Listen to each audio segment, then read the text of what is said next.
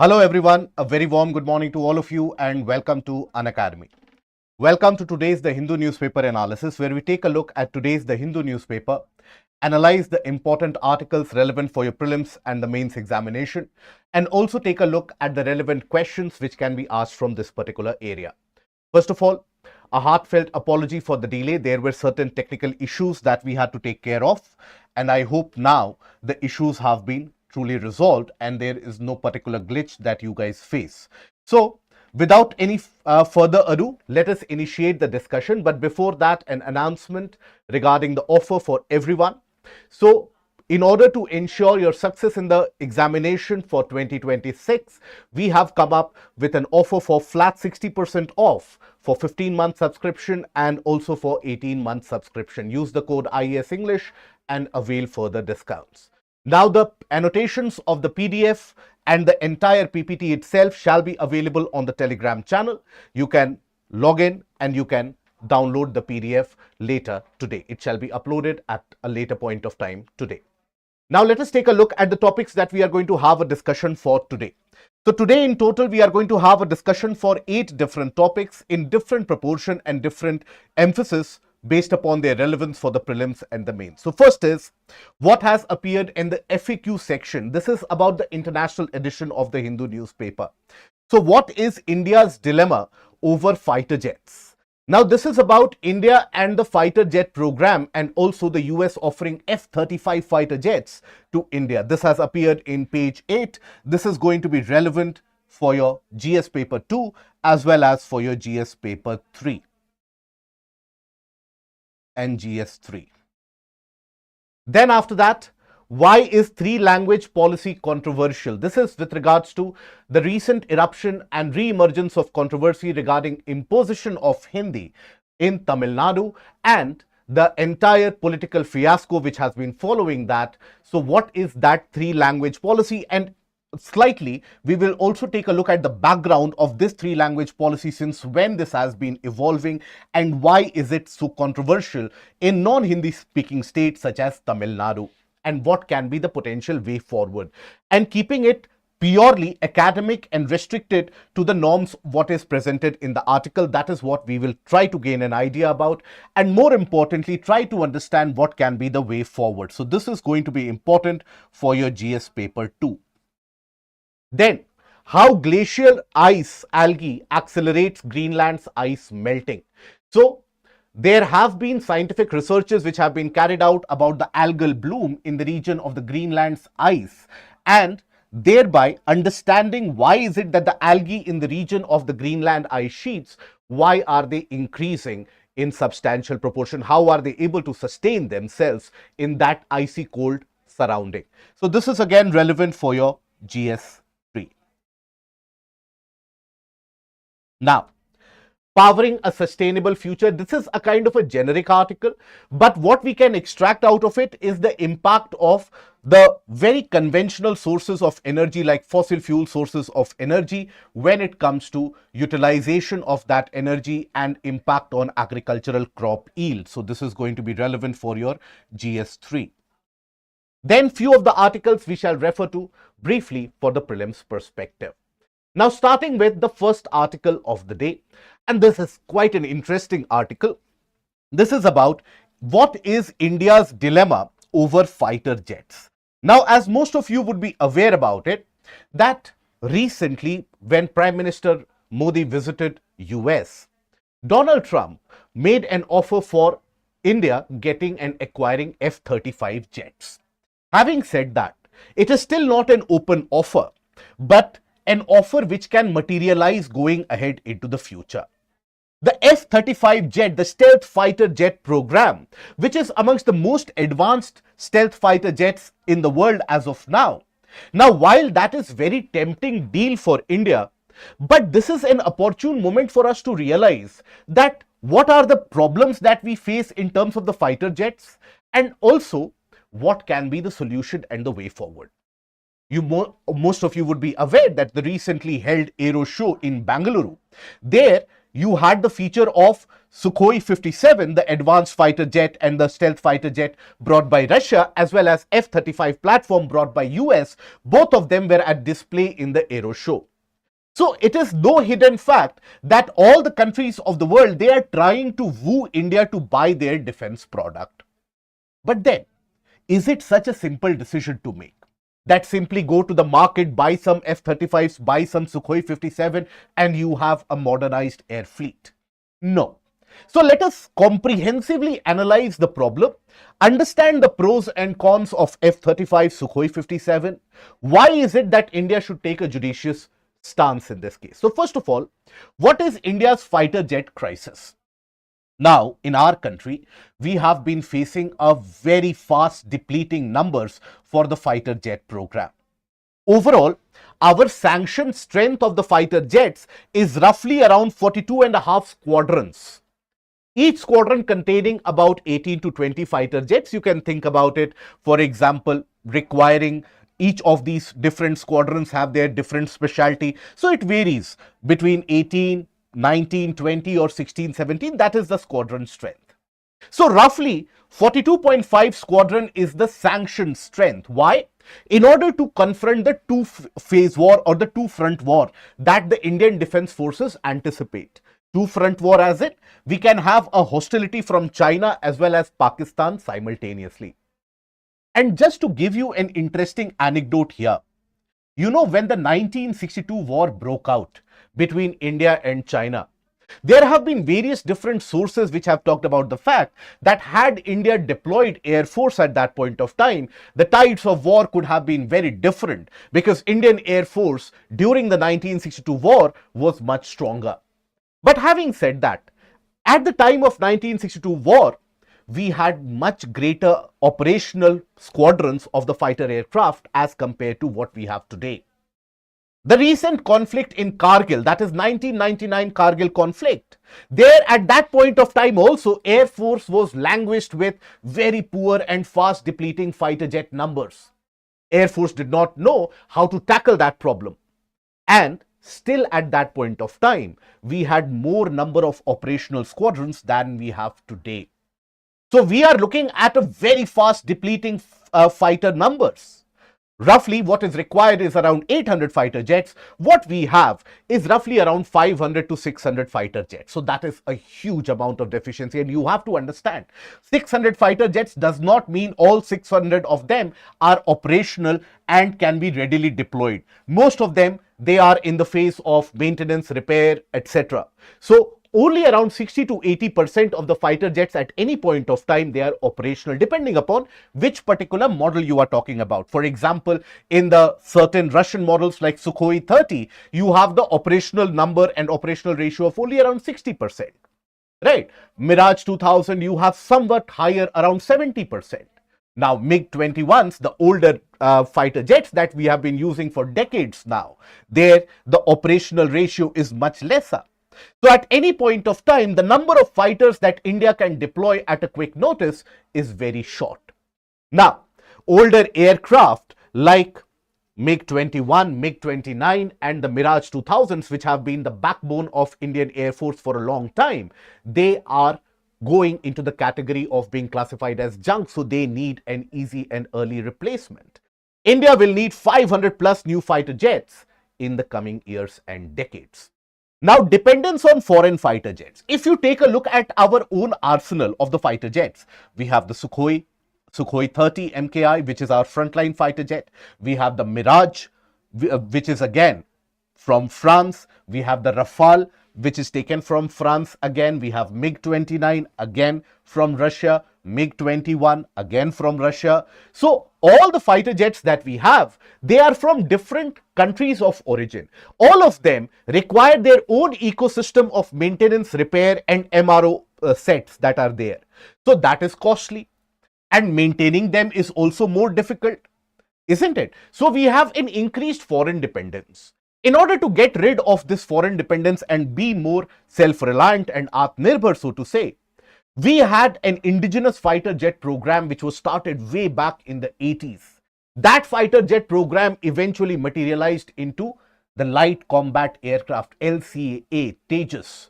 And that LCA Tejas took so much time to be manufactured that by the time that it was rolled out, the Air Force realized that this LCA Tejas does not have the abilities that an old MiG-21 has. So that is when the Air Force went to, again, HAL and asked them for an upgrade. Now, HAL promised that we will upgrade this Tejas, and they promised Tejas Mark 1A. First Tejas Mark 1, then Tejas Mark 1A. But since that point of time, HAL has not been able to deliver these aircrafts. What was promised somewhere way back in 2015, 2016, the number of fighter jets that HAL can produce in 1 year, HAL has not been able to produce those many fighter jets even this year. That is where a very viral video of the Air Force Chief that did the rounds on social media, where the Air Force Chief, in a very deeply disappointed tone, said that he does not have confidence in HAL, and HAL has got a chalta hai kind of an attitude, which is not good for the armed forces. Now, in the midst of all this, the world realizes that India is acutely short of the fighter jets that it requires because it has hostile neighbors in Pakistan and China. So, US has fronted F-35 fighter jets as a replacement, as a kind of a stopgap arrangement for India. Now, you have to understand that these are 5th generation fighter jets. As of now, the most advanced fighter jets that we have are Rafale, which comes in the category of 4 and 4.5 generation. Sukhoi comes in the category of around 4th generation aircraft. And the world is transitioning already to 6th generation that is expected to be developed in the next decade itself. China, for example, China already has developed 2 different variants of the 5th generation. While the critics might say they are not very effective, they are not that good, but we have to understand that those 5th generation aircraft by China, they are already operational for almost more than 5 to 7 years. So naturally, the Air Force would have gained experience, the aeronautical agencies would develop that further, and China has also unveiled a prototype of the 6th generation aircraft. That might not be very reliable, that might not be the best aircraft out in the world, but nonetheless, look at where our neighbor is going. So that is why we need this. Now, having said that, F-35, if you analyze this, now it has got 3 variants. That is what even the article talks about. So it has got F-35A for the Air Force, F-35B, that is for the Marines, where you have the short takeoff and vertical landing, where the aircraft, by pitching its engine nozzle, can almost lift up like an helicopter and again land vertically. So that is for the Marines, and F-35C for the aircraft carrier based on the Navy. Globally, many different countries are a part of this F-35 program. 2100 plus F-35 jets have been delivered so far. So it looks good. It is stealthy, isn't it?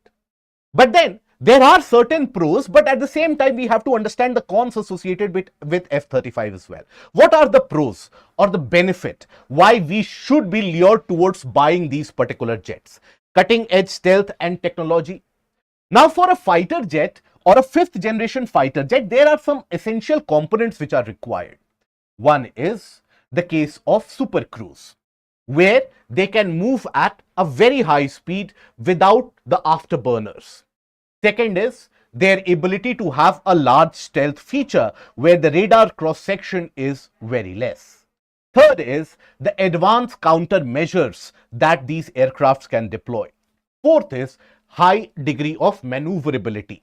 So these kind of facilities should be available, and that is available in the F-35 fighter jets. Now, so advanced sensors, radars and stealth features. But having said that, just to maintain the stealth coating, what is stealth? Stealth is when the aircraft is flying in a region and the aircraft cannot be detected on the radar. That is stealth. Now, in the case when we talk about these stealth features, there requires a kind of a special skin to be put on the outside of the aircraft body so that the radar waves, they are in a way absorbed, right? Or they are not detected by the radar waves. Now, to maintain that skin of stealth also is very costly for F-35.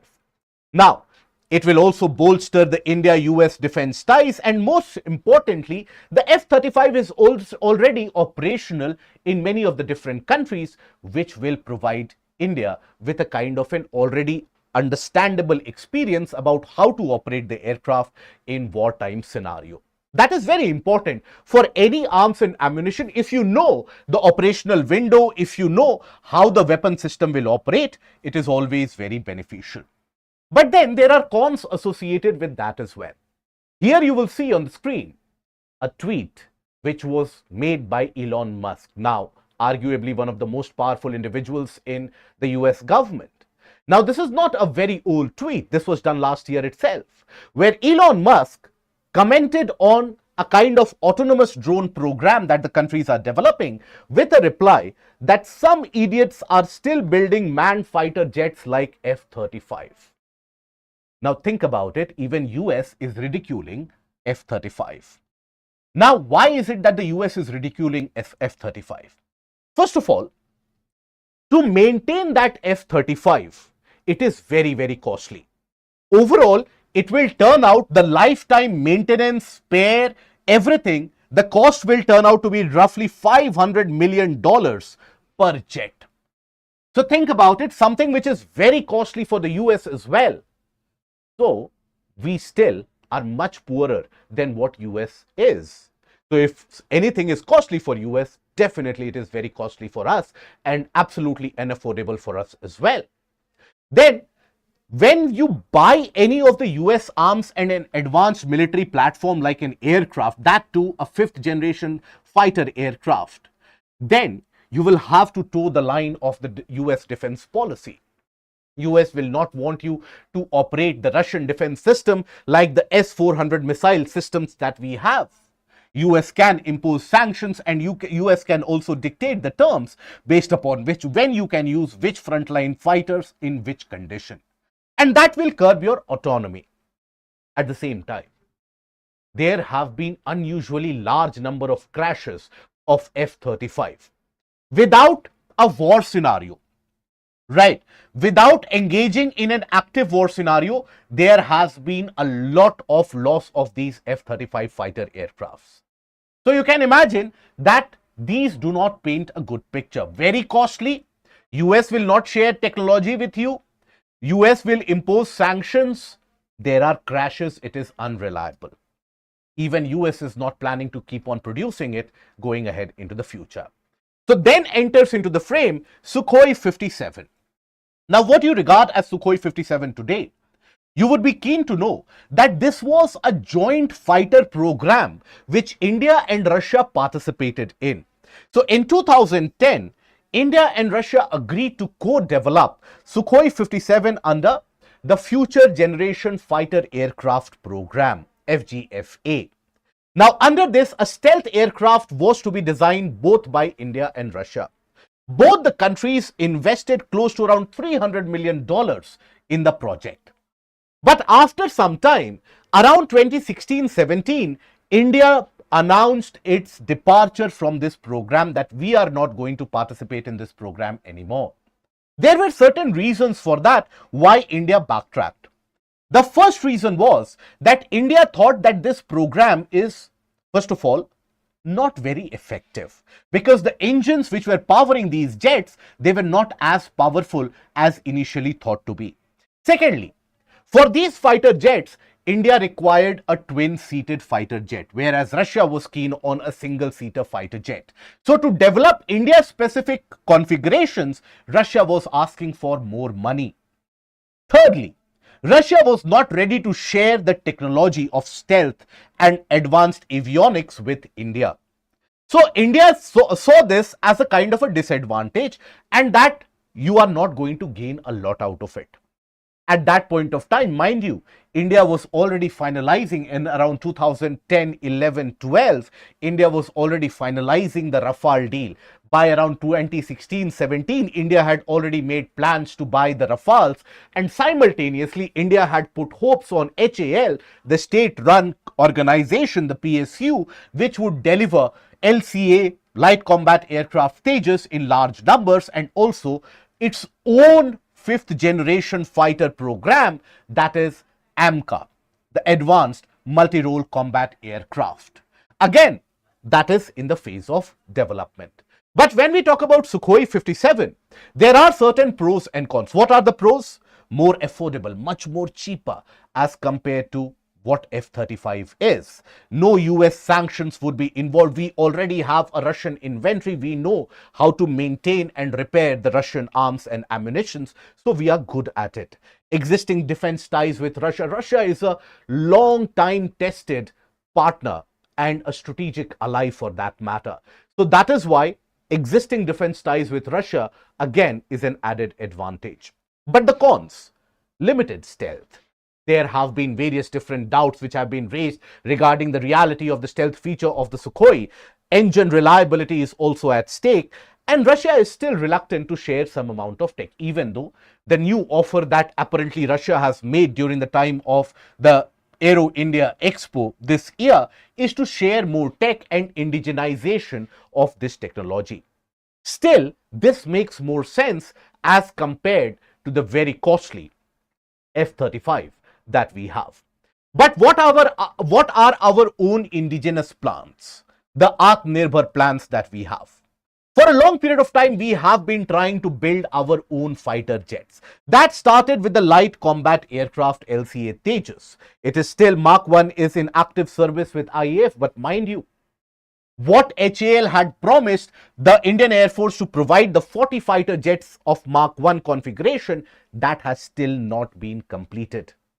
Then 83 Tejas Mark 1A aircrafts ordered for improved in performance, because Air Force felt that Tejas Mark 1 is simply not capable enough. In many of the cases, the capability of Tejas Mark 1 is lesser than the upgraded MiG-21 Bisons that the Air Force is operating. And mind you, amongst the larger air forces, India is the only large air force in the world which is still operating that old MiG-21. No other large air force is operating MiG-21.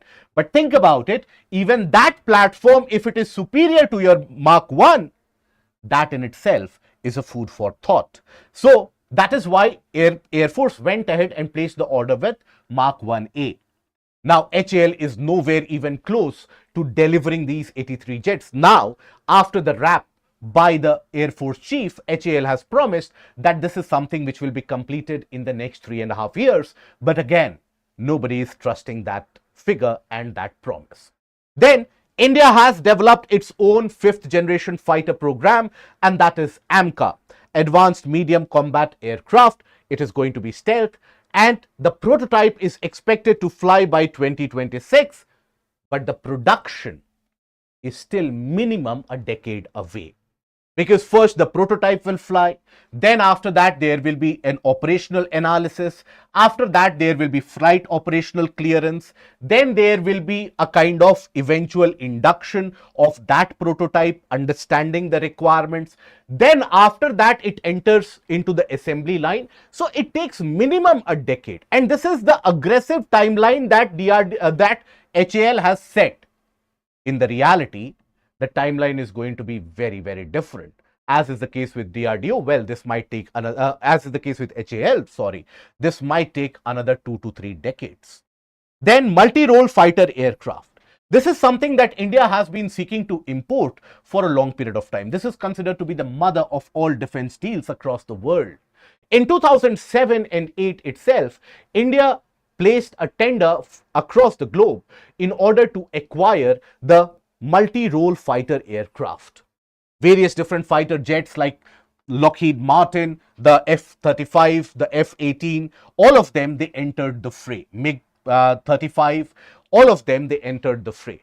Rafale was the winner out of it. Now, negotiations took so much time. Think about it, the tender was floated in around 2007-8. Negotiations of them continued till 2014 and 15.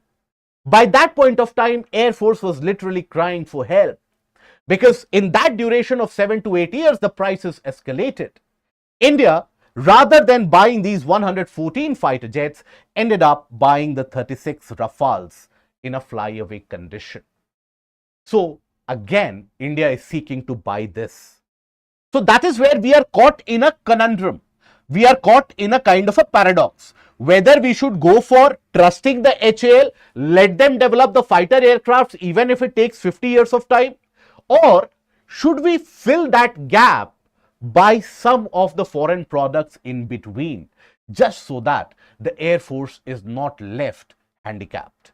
So that is where we come to the way forward. What should be the way forward? How should we deal with this issue? Because this is a major defense headache that India is facing.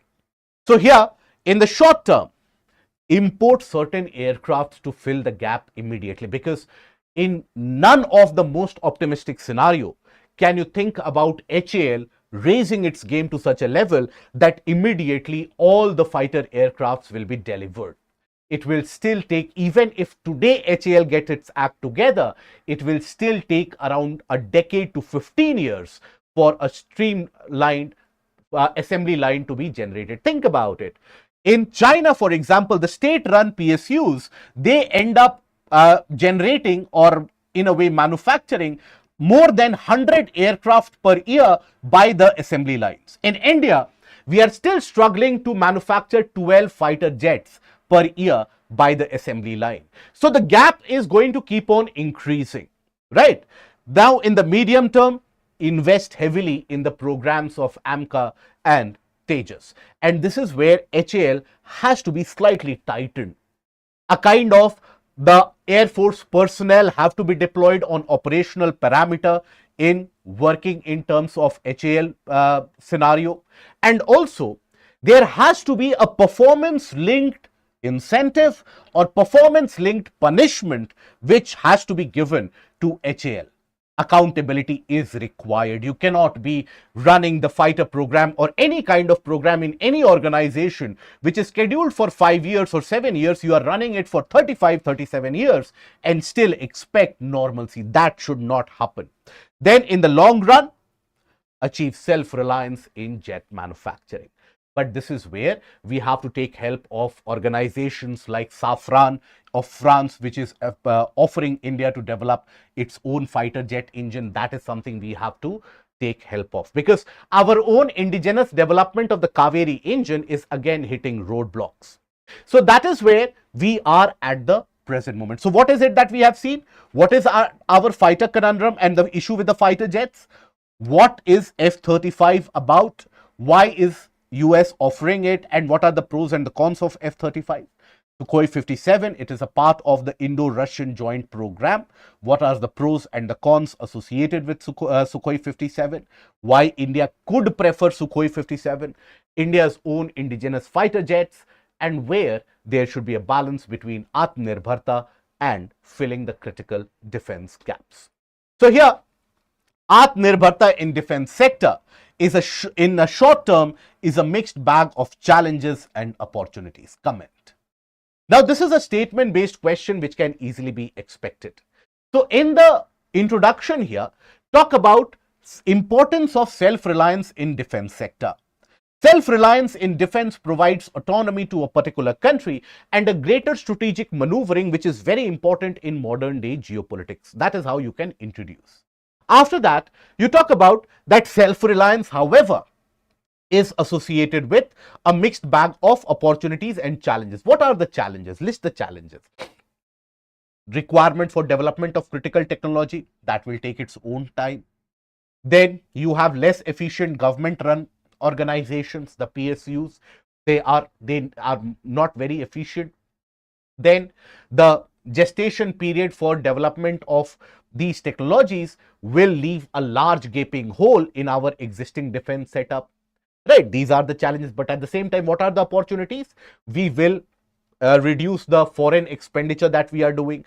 We will be able to be, in a way, develop our own technological ecosystem that will help many private sectors to come up and operate.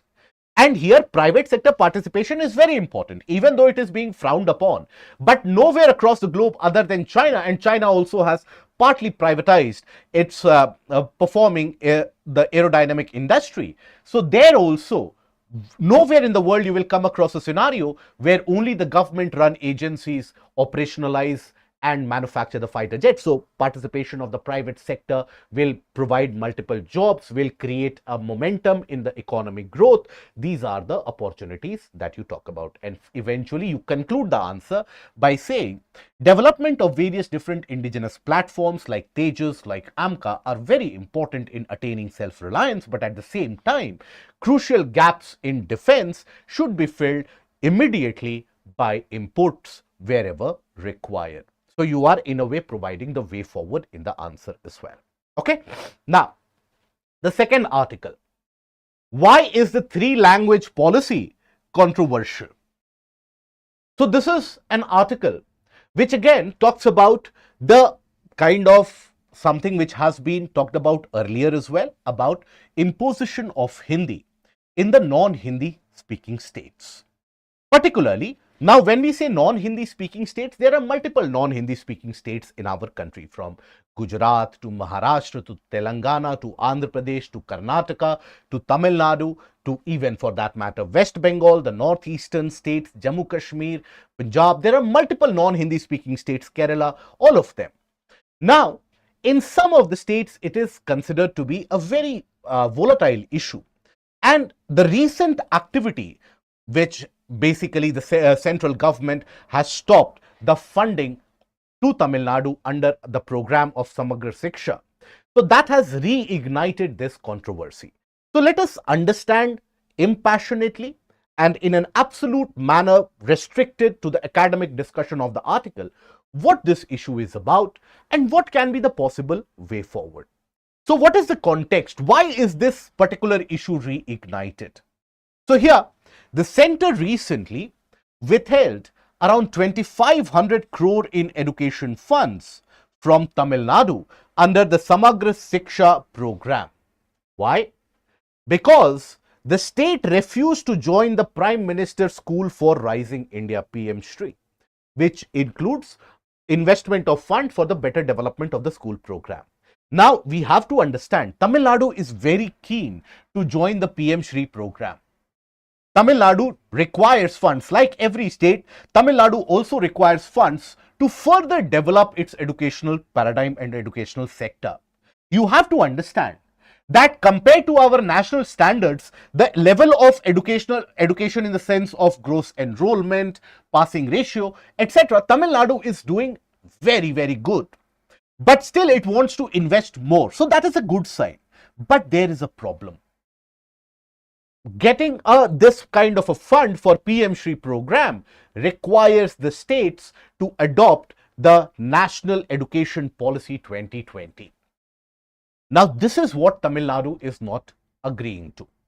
Now, the National Education Program NEP 2020 talks about the multilingual policy development of vernacular language, but that is seen by many different states as a kind of a backroom imposition of Hindi language, where they feel that the local language would be at risk and the local language will be threatened. So here, looking at the background of it, making you well versed with what is the background of this in as brief manner as possible. So the three-language policy, what is it? So first of all, this three-language policy was introduced under the National Education Policy of 1968. Now, according to this original three-language policy, the Hindi-speaking states must teach to the students Hindi, English, and a modern Indian language, preferably a South Indian language, while the non-Hindi speaking states must teach their regional language, Hindi and English. Now, this evoked a lot of sentiment and a lot of anger. And it was at this point of time when you had Anadurai said that Hindi will not be taught in any of the schools and Tamil Nadu will follow the two-language policy, Tamil and English. But this has got a history prior to that also. But then, new education policy that we have, 2020, is it something which follows the same template for the three languages? The answer is no. When we talk about this educational policy 2020, It talks about the 3 languages should be taught, but that will be decided by the state, by the region, and the choice of the student. Initially, the aspect is that initially the center had considered Hindi being one of the languages, but because of the protest, the center backtracked. And as per the NEP 2020, what are the 3 languages to be talked about? In addition to the state's language, the local language has to be taught. Children are required to learn one other Indian language, not necessarily Hindi, right? So, the 3 languages learnt by the children will be to the choice of states, regions, and the students themselves, as long as at least 2 of the 3 languages are native to India. They can be anything, right? They can be Tamil, they can be Kannada, they can be Malayalam, they can be Telugu. 2 of the languages should be native to India. And the 3rd language, you can choose French, you can choose English, you can choose German, depending upon the availability of the tutors as well. So here, this new education policy also emphasizes on bilingual teaching.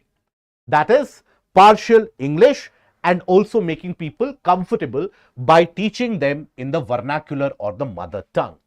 So that is the new education policy 2020. But then, when we talk about this new education policy, it is seen by sections of people in Tamil Nadu and large political classes as well, that this is a reimposition of the Hindi debate. So what is it about?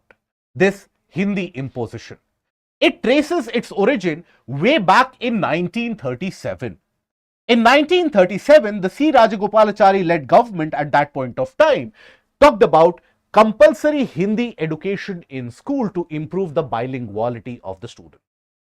But at that point of time, there were massive protests, and massive protest initiated by the Justice Party. Now, 2 young Tamil activists, that is Thalamuthu and Natarajan, they died during the protest, and they have become martyrs for the anti-Hindi movement for decades since that point of time. Again, this was reignited in the 1965 anti-Hindi agitation, where the Official Languages Act of 1963 set Hindi as India's sole official language, replacing English. This led to mass protest in Tamil Nadu. More than 70 people died due to police action and, in many of the cases, self-immolation. That is, setting themselves on fire out of protest. So that is as bad as it can get. Now here, to resolve the crisis, Official Languages Act 1967 was passed, ensuring English would remain an associate official language alongside Hindi. No replacement of English. Now then, what are the perspectives? It is important as a civil services candidate to look at both sides of the spectrum. Why is it that when we see that political backlash in Tamil Nadu, is there a substance to it? Why do they say that it is Hindi imposition when the center is saying, the education minister is saying it is not Hindi imposition? Is there any truth to the matter? So there are certain points which do indicate that there is a kind of a bias towards Hindi being imposed and Hindi being, the students being made to learn Hindi in these areas. How? So first of all, there is a hidden compulsion of Hindi. How? There has been a disproportionate government support to Hindi tutors. So in 2019, Union government, for example, allocated rupees 800 crores to support Hindi teachers in non-Hindi states. Same amount of investment or even similar or proportionate amount of investment to, let's suppose, Tamil teachers, Malayalam teachers, Kannada teachers, Gujarati, Marathi teachers, Bengali teachers, that was not done. Ideally, if you want to improve the language diversity of the country, then people in different areas should learn Tamil also. They should learn Tulu also. They should learn Kannada as well, Malayalam as well. So for that, what do you need? You need to invest in developing those teachers who can skillfully teach those languages, and at the same time development of the study materials which can help you learn those languages. For that, money is needed, but that has not happened. Then limited learning resources for other languages.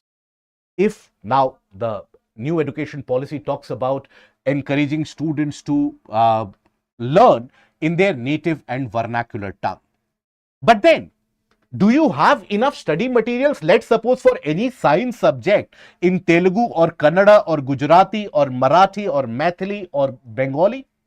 No. Eventually, the students have to rely on either English or on Hindi. So that is where we don't have enough resources in other language. Students are forced in certain aspects itself. Then impact on higher education and jobs. Most of the government exams today, you will observe either English or Hindi. Now, Hindi is there for those Hindi speaking states who are not well versed in English. But what about those students, let's suppose, who come from non-Hindi speaking states who are not very comfortable in English? What about them? Should we ignore them completely? So that is why there is a kind of an added advantage automatically gained by the Hindi speaking people. So that is the one perspective to look at it. That is what is given in the article. Okay. So keeping this absolutely academical. When we talk about the center's response, what is the center's response? And what is the perspective from the center's point of view? So the three language policy is flexible and does not impose Hindi at all. That is the center's response about it. Because we have seen the new education policy of 2020 talks about 2 native languages minimum. Now those native languages need not be Hindi. So center is saying we are not imposing Hindi. Choose any 2 native languages. Then encourages bilingualism and multilingualism, rather than a 2-language policy followed by Tamil Nadu, where Tamil and English. If you choose another native Indian language, it will improve the bilinguality. Promotes regional languages and ensures diversity in the regional languages. At the same time, prepares students for national and global opportunities. That is the center's perspective. Now, obviously, this is something which is Tamil Nadu's perspective, something which is center's perspective. Both these perspectives have been at loggerheads for almost half a century and more now. It is not a debate which has emerged today. We have to be very clear about it. It is not a debate which has emerged yesterday. It is not a debate which has emerged a decade back or 2 decades back. We have seen that this debate has been going on since 1937, pre-independence era. We need to find a solution to this, isn't it? So what is the possible way forward? Think about the possible way forward in a constructive manner and put that in the comment section. And obviously there will be the viewpoint that no, the local language itself is sufficient, we don't need other language. There will be comments that, or the viewpoint that you would have, no, there needs to be a kind of a national language. Refrain from these absolute extremities and think about it. If tomorrow you are made Secretary of Education in Government of India, what is it that you will take as a measure to resolve this difference between different states? That is a way forward. But having said that, some of the way forward that can be brought into place. Allow the states full autonomy in language policy. The language in which it is to be taught in the state, the medium of education, should be fully left to the state. We are, after all, a very, very diverse country. To say, for example, a particular state only has one language, that in itself will be a gross injustice. For example, when we talk about a state like West Bengal, Bengali is not the only language there. You have various other dialects which are spoken. Karnataka, Kannada is not the only language of Karnataka. You have Konkani, you have Tulu, you have many different languages which are spoken in Karnataka. So like that, allow the states full autonomy as long as the standard of education is maintained. How do you ensure standard of education? Provide them with or help the states, collaborate with the states to fund the scholars, to fund those educational materials which will help them develop. Then equal promotion of all Indian languages in an absolute unbiased manner. That has to be done. Flexibility in national level exams and jobs. Not only English and Hindi translation of the questions, there should be the presence of different language questions in different parts of the country. Encourage voluntary learning, if at all, for any particular language, rather than in a way ensuring that people definitely learn a language. Give them an option. If they want, they should. If they don't want, they should not. This is not something that you will achieve by imposition, but this is something that the citizens should be absolutely free to follow what they want, right? If this is the freedom which is not guaranteed, then what is? So this is something that should be followed as a way forward that you can also think about. But more constructive suggestions are something that I encourage you to put in the comment section below. Now, a question regarding this, because this is a debate again raging up. What is meant by the three-language policy? Discuss the grievances that the states like Tamil Nadu share with regards to imposition of language and suggest a way forward. Now, we have discussed almost all the parameters of this question. Having said that, how do you introduce? So, in the intro, you talk about the three-language policy, what it is about, what the three-language policy is about. So, as per the education policy, it was introduced, which talked about these parameters of the languages being taught to the students and what should be the medium of communication. So that is something you talk about in the intro.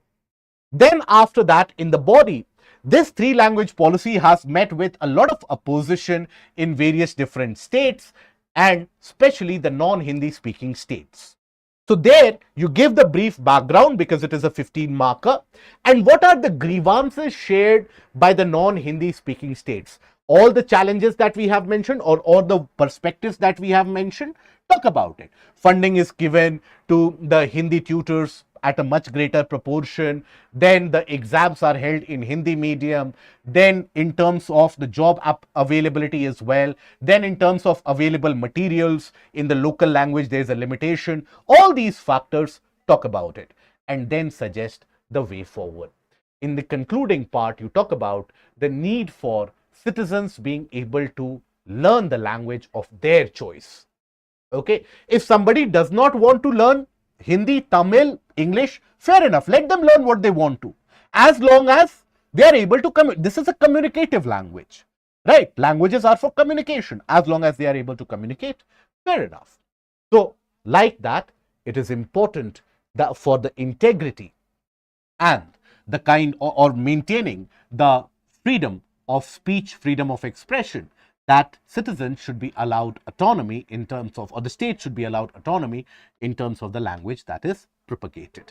So like that, you can end the answer. Please maintain a very, very balanced stance while you are writing the answer.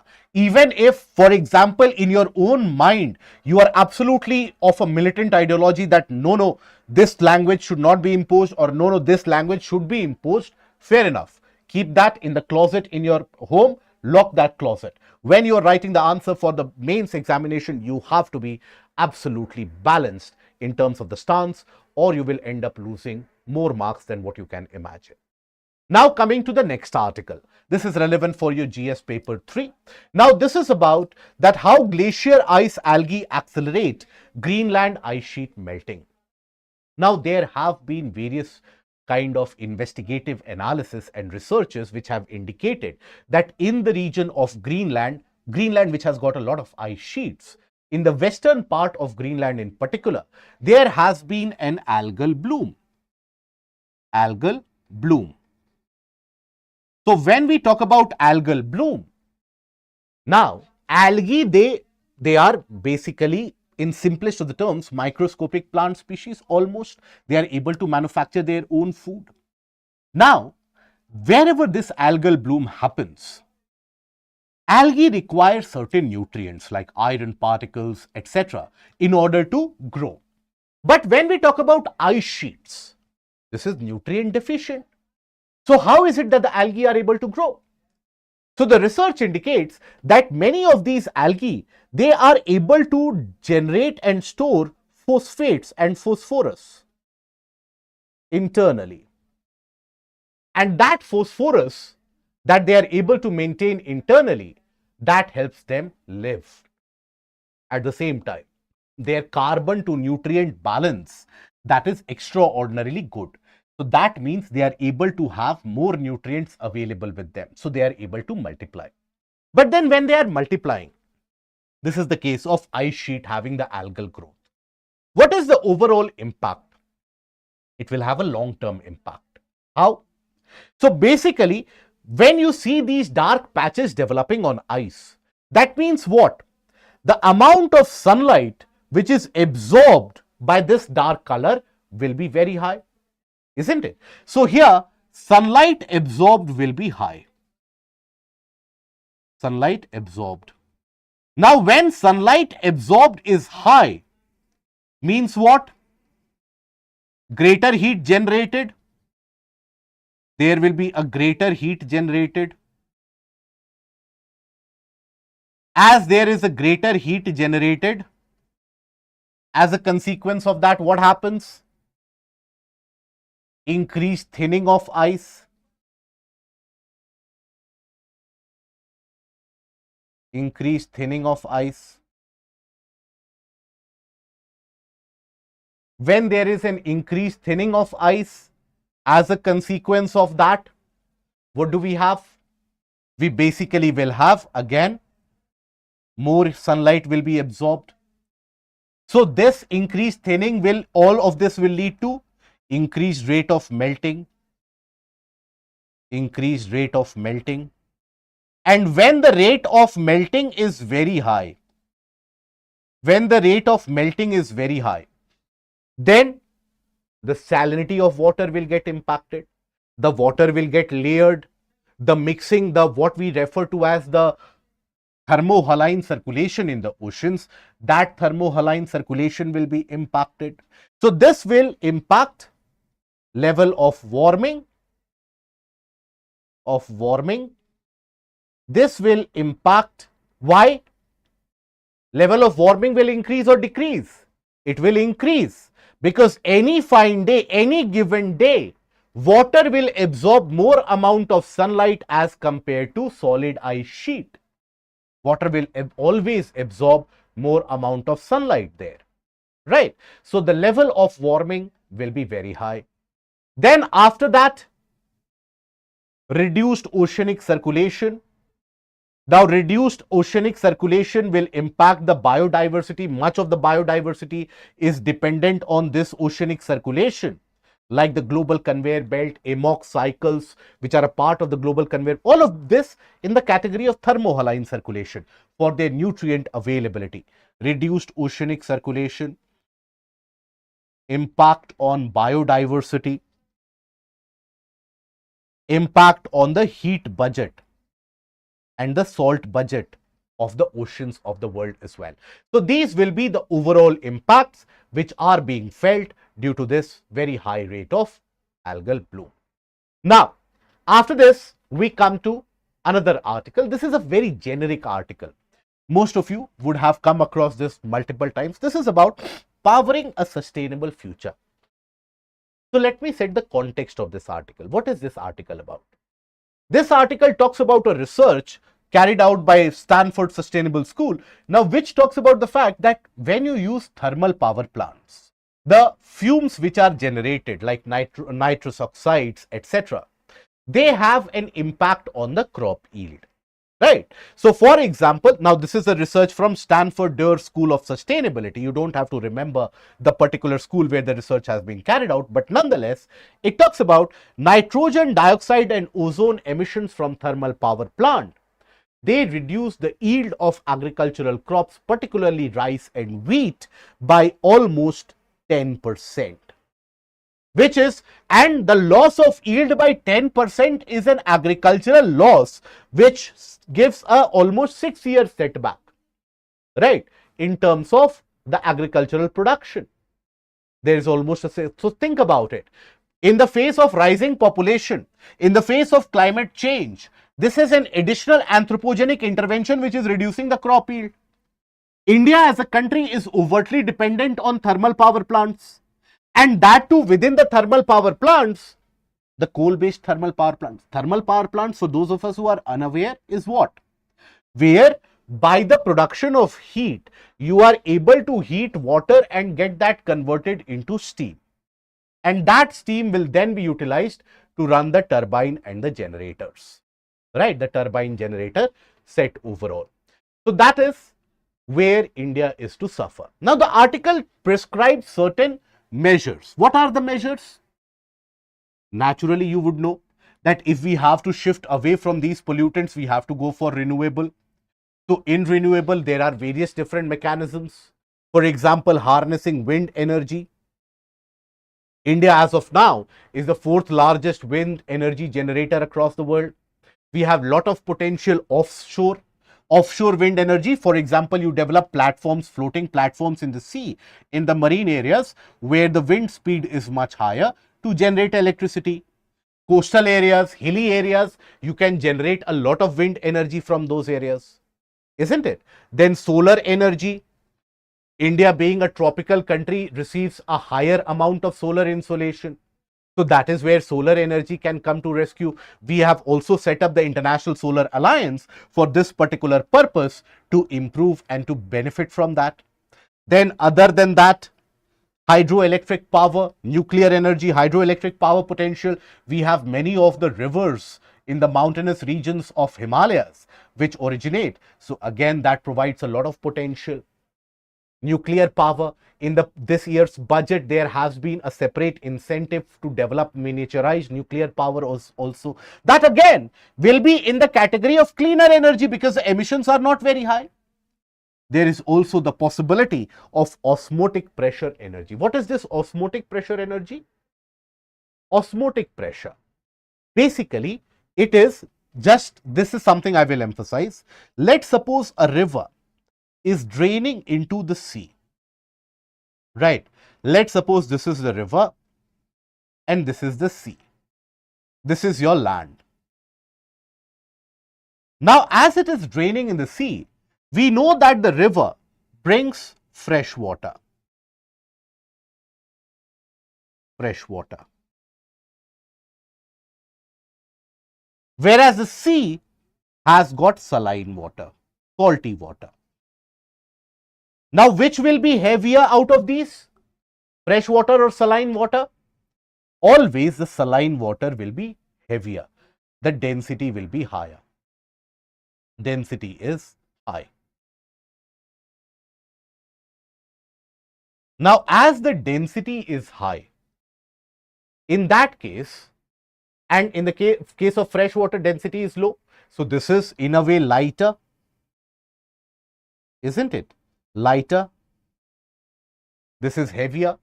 So, there will be stratification, arrangement in layers, and due to that there will be a pressure difference. Utilizing that pressure difference between fresh water and salt water, that is also how you can generate electricity.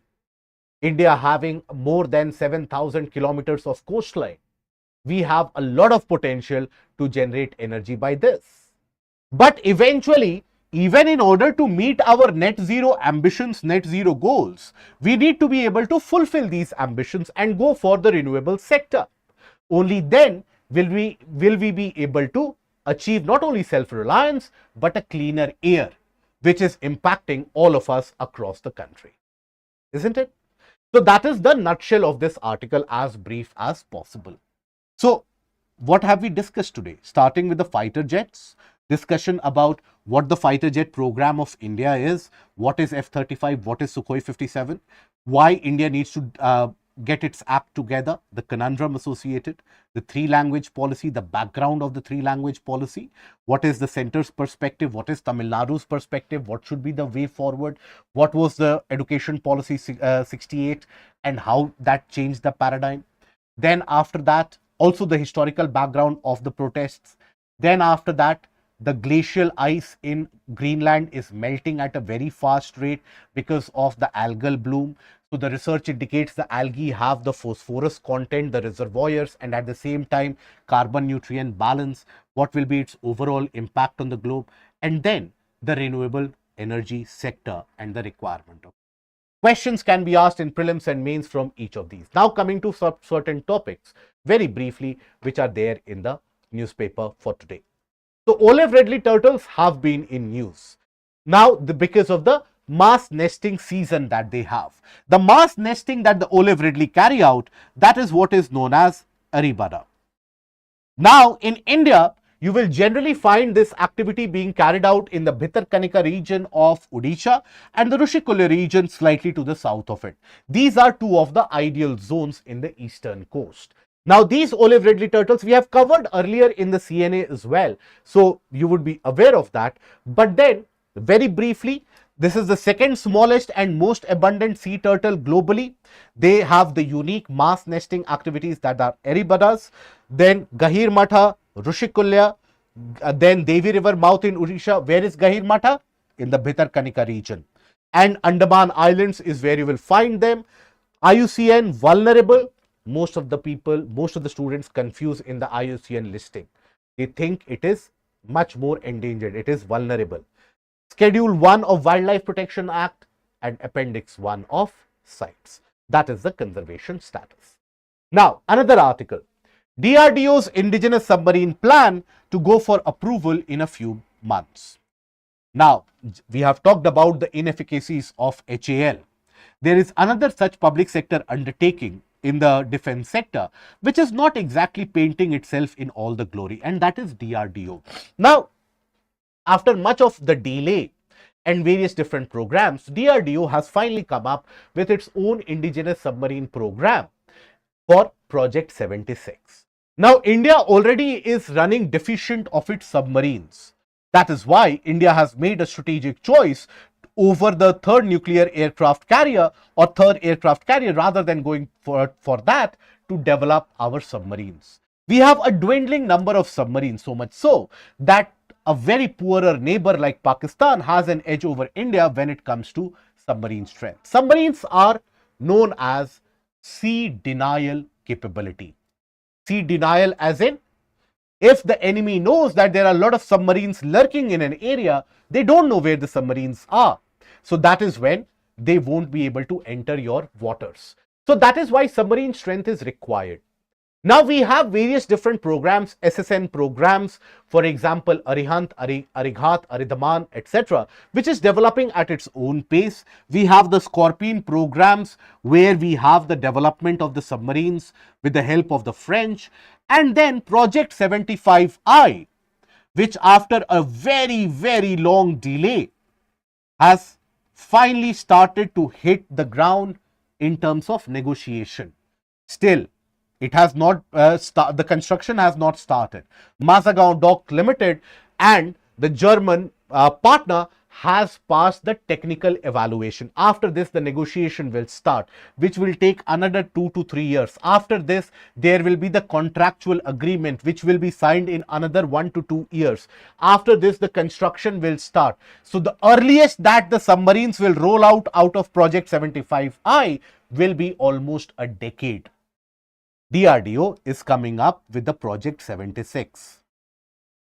Now, under this, basically development of air independent propulsion, then land-based cruise missile system or the land attack cruise missile LACMs, all of this is sought to be developed. But then again, this is at least up till late 2030s when it will come into force, right? So there is a long way to go. But then still, this is a way of indigenization of the defense tech. Now, there is a large image-based text which has appeared in the newspaper regarding the bird flu cases which have been rising in some parts of the country. So we take this opportunity to have a brief revision for you about the aspects of bird flu or avian flu. So avian flu, commonly known as bird flu, is a viral infection that spreads in birds, cows and other animals. Now by consumption that spreads to humans. But human to human transmission is not at all common. It is not as if I am suffering from bird flu, I can give it to some other human. No. So that is where it spreads from animals to humans. When it spreads to humans, that is when you have mild to severe respiratory illnesses, red eyes, sore throat, these kind of issues are there. Now, when we talk about bird flu, there are subtypes of bird flu. So you have H5N1, H7N9. These are the types or the subcategories of bird flu. Now, here the type of proteins on the surface of the virus that determines the name of the variant of this bird flu. So here this is relevant for your prelims. UPSC has asked this previously in the examination as well. Okay. Now, after that, coming to the last article which has been covered in the previous CNA as well, that is Majorana 1. Now, this is based upon the kind of supercomputer or the quantum chip which is developed by Microsoft. Now, Microsoft has developed this particular quantum chip based upon Majorana fermion particles. Majorana fermion particles are the quasi-particles which have been in theoretical existence ever since 1937. Now, this is supposed to revolutionize quantum computing, right? Why? So, unveiling of new quantum chip Majorana 1 consists of 4 qubits. Just like in computers, normal computer you have bits, in quantum computing you have qubits, right? Now, made from a new state of matter. So, that is the state of matter, that is Majorana fermion. Majorana fermion. Now, different organizations have taken different pathways in order to ensure this quantum computing success. For example, Google's Willow chip. What it does, it develops these tiny microcircuits which can mimic the atomic behavior. So that in itself provides a greater capacity to the chip. But then Microsoft's Majorana particles are much greater a revolution if you think about it. Why? Because when we talk about Microsoft's this Majorana particles, these are topologically stable. And that is where the concept of topology comes in. So here, these have more stability,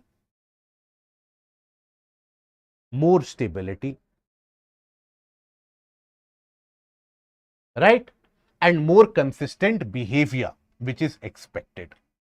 So again, in quantum computing, if the particles have greater stability, then the kind of capacity, quantum computing capacity that can be expected will be humongously high. Now here, topology. What is topology? So topological state, when you talk about physics, is a unique phase of matter where the matter is able to generate a new state of stability. So where these states are characterized by the robustness against small perturbations, small disturbances. So if let's suppose any particular matter undergoes a kind of a stretch. So still after being stretched as well, if they are able to maintain the state of stability, that ensures greater operating window, right? So global properties overall, rather than impacted by the local stretch, the property of the particle that it is able to retain its strength, that is maintained. That is beneficial where the operating window for that state of matter increases. And that means the capacity of the computational and the computer system also tends to increase. So that is the benefit of Majorana 1. Okay, I hope that is understood. Now, a brief recap of all of this, if we take a look into. So Majorana 1 utilizes the Majorana fermion particles. These are not new things. These have been in existence for almost a century. Now these Majorana 1 particles, Majorana fermion particles, basically, they are much more capable as compared to the existing quantum bits that we have. For example, the case of when we talk about Google, Google has developed its Willow chip. What Willow chip does? It has microcircuits